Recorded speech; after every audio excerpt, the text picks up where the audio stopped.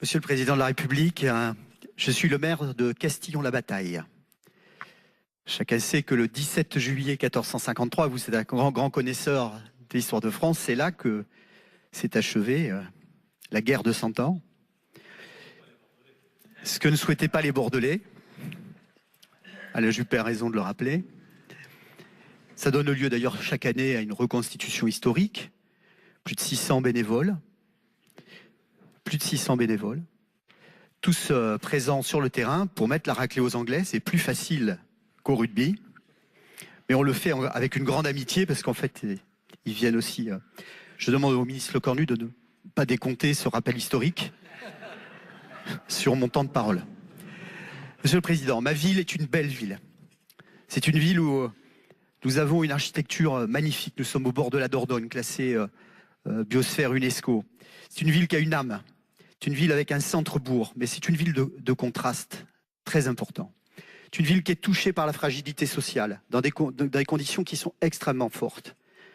25% des habitants allocataires du RSA. Un taux de chômage de 27%, qui monte à 40% chez les jeunes de 18 à 25 ans. Un taux de vacances important, un parc privé indigne au niveau du logement très important. Alors on l'a constaté, et avec l'équipe municipale, avec l'ensemble des partenaires des collectivités territoriales et des services de l'État, nous nous sommes attelés au travail depuis 3 ans maintenant pour mener un diagnostic territorial. Parce que nous sommes un petit pôle de centralité rurale et nous pensons que nous avons dans l'équilibre et l'aménagement du territoire un rôle à jouer. Nous avons travaillé sur cette question avec le soutien de l'ensemble des partenaires parce que nous n'entrons dans aucune des cases qui ont été définies dans les politiques d'aménagement du territoire. Trop petit pour être dans la politique de la ville, parce que nous n'avons pas 10 000 habitants, alors que les conditions sociales sont largement remplies.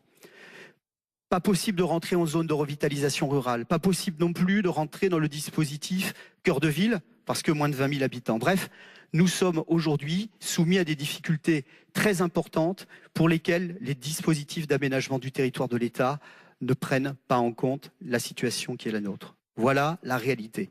Donc nous attendons de l'État, et ce sera ma question, Monsieur le Président de la République, nous attendons de l'État la possibilité d'entrer sur des dispositifs qui permettraient de prendre en compte la maille de nos petites communes rurales, pôles de centralité néanmoins.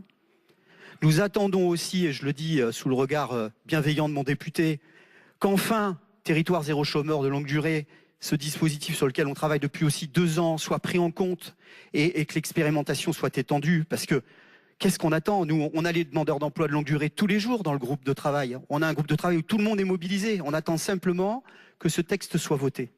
Et puis, pour terminer, on attend aussi le retour de nos gendarmes mobiles en zone de sécurité prioritaire, parce que ça fait 18 mois qu'ils ne sont plus là. Alors, on a un commandant de compagnie et des gendarmes qui font bien les choses.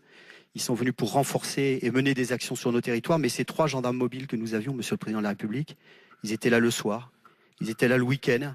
Ils étaient là surtout pour régler un certain nombre de questions de tranquillité publique qui sont au cœur aujourd'hui de la fracture qui peut exister entre certains jeunes et les habitants de ma ville et qui conduisent certains à voter aux extrêmes. Merci, Monsieur le maire.